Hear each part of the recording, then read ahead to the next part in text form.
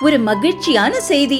இதயம் நல்லெண்ணெயின் விலை லிட்டருக்கு ரூபாய் 105 குறைஞ்சிருக்கு. செப்டம்பர் 2023ல 1 லிட்டர் இதயம் நல்லெண்ணெயின் அதிகபட்ச விலை ரூபாய் 503. ஆனா இப்ப 1 லிட்டர் இதயம் நல்லெண்ணெயின் விலை ரூபாய் 398 மட்டும்தான் தமிழ்நாட்டுல. அப்ப இனிமே எல்லாரும் இதயம் நல்லெண்ணெய் வாங்கலாம் இல்ல? முதலமைச்சர் சந்தி சொன்ன பிறகு முதலமைச்சர் நடவடிக்கை எடுக்கல. அது மட்டும் இல்லாம இந்த உமாசங்கரை பொறுத்த வரைக்கும் அவரு பல முறை காவல் நிலையத்தை அணுகி கேட்டிருக்கிறார், அதுக்கும் நடவடிக்கை எடுக்கல. இப்படி செய்ததற்கு காரணம் இந்த படுகொலைக்கு மிகப்பெரிய அரசியல் பின்னணி இருக்கிறது. இதில் ஆளுங்கட்சியை சேர்ந்தவர்கள் முக்கியமான புள்ளிகள் தலையிட்டிருக்கிறார்கள். அவர்கள் தலையீடின் காரணமாக காவல்துறையுடைய கைகள் கட்டப்பட்டிருக்கின்றன. இந்த விசாரணைய நான் ஏற்கனவே சொன்ன மாதிரி இந்த விசாரணைய சிபிஐக்கு அனுப்பினாதான் பாரபட்சமின்றி விசாரணை நடத்த முடியும். உமாசங்கர் கொலையில யார் சம்பந்தப்பட்டாங்கன்னு இப்ப என்ன பண்றாங்க, ரவுடிகள் வச்சு அதை அந்த வழக்கை பூசி மழுப்பு பாக்குறாங்க. அரசியல் பின்னணி இல்லைன்னு சொல்லி காவல்துறைக்கு அழுத்தம் கொடுக்குறாங்க ஆளுங்கட்சியை சேர்ந்தவங்க.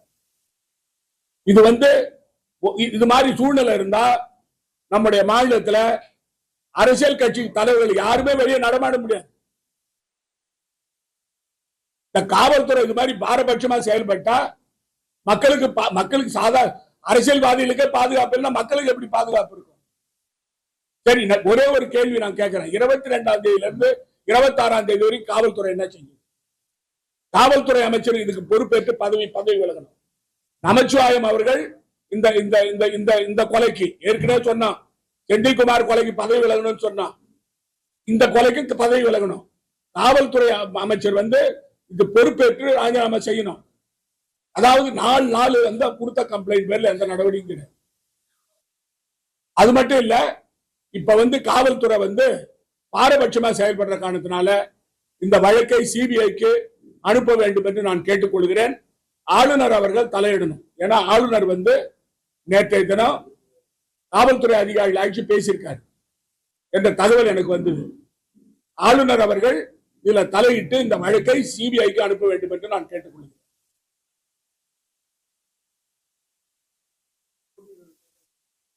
எது? அதாவது நல சம்பந்தமான வழக்கு இருக்கு சார்.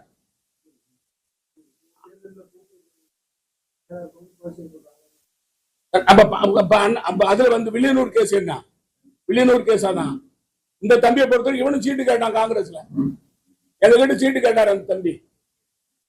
அந்த ஜான்குமார் சீட்டு கொடுக்கும்போது என்கிட்ட கேட்டார், அவங்க அப்பாவும் கேட்டார் சீட்டு.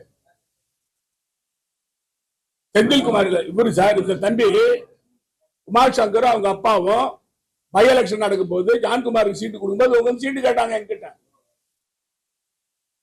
காங்கிரஸ் ஆட்சி இருக்கிற சமயத்துல அப்ப காங்கிரஸ் இருந்தாங்க அவங்க. அதனால யார் யார் பாரதிய ஜனதா கட்சியில மேல வராங்களோ, வேட்பாளராக வராங்களோ, அவங்கள திட்டமிட்டு கொலை செய்யறாங்க. அது ஒண்ணு. ரெண்டாவது இன்னொன்னு வர இதுல நிலத்தினுடைய பின்னணி பெரிய அளவுல இருக்கு. அந்த உமாசங்கர் அவங்க தகப்பனார் சொன்ன தகவல் படி தெரியாத அந்த இரவு சாவுக்கு போயிருந்த நாடு. அப்ப சொல்லும் பொழுது அந்த கோயில் தோப்பு நிலத்துல உமாசங்கர் அந்த பகுதியில சாய்பிள்ளை தேட்டத்துல வசிக்கிற ஏழை எளிய மக்களுக்கு பட்டா கொடுக்கறதுக்காக எங்களுக்கு நிலம் வேணும், பள்ளிக்கூடம் கட்ட நிலம் வேணும்னு சொல்லி அந்த தகராறு பண்ணியிருக்காரு. 300 பேர் ஆட்சின்னு போய் அதுல அரசியல் பின்னணி இருக்குது, ஆட்சியாளர்களுடைய பின்னணி இருக்குதுன்னு சொல்றேன்.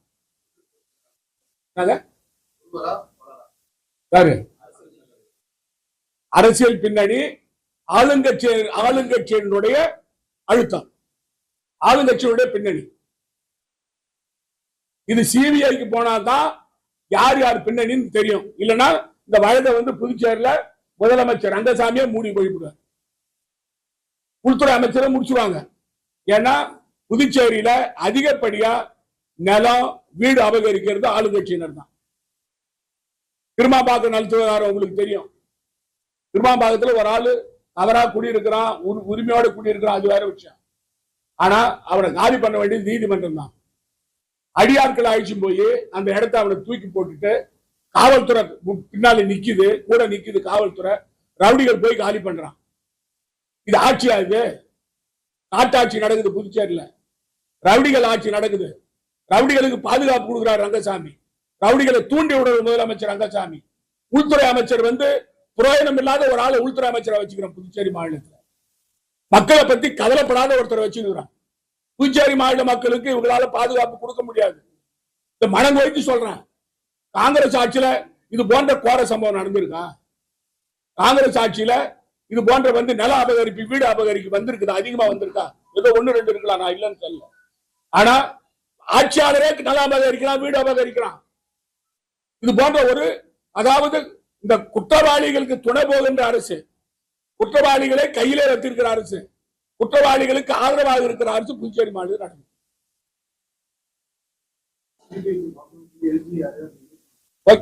கேட்போம், எல்ஜி பார்ப்போம். கட்சி தலைவர் வந்த பிறகு மனு கொடுப்போம். போய் யாரா இருக்கட்டும் சார், பிஜேபி இருக்கட்டும், எந்த கட்சியா இருக்கட்டும், நியாயம் வரணும், மக்களுக்கு பாதுகாப்பு கிடைக்கணும். இல்லன்னா புதுச்சேரி மாநிலத்துல ஒரு காட்டாட்சி நடக்கும். சாதாரண இப்ப நாளைக்கு உங்களுக்கு பாதுகாப்பு, எங்களுக்கு பாதுகாப்பு இருக்காது.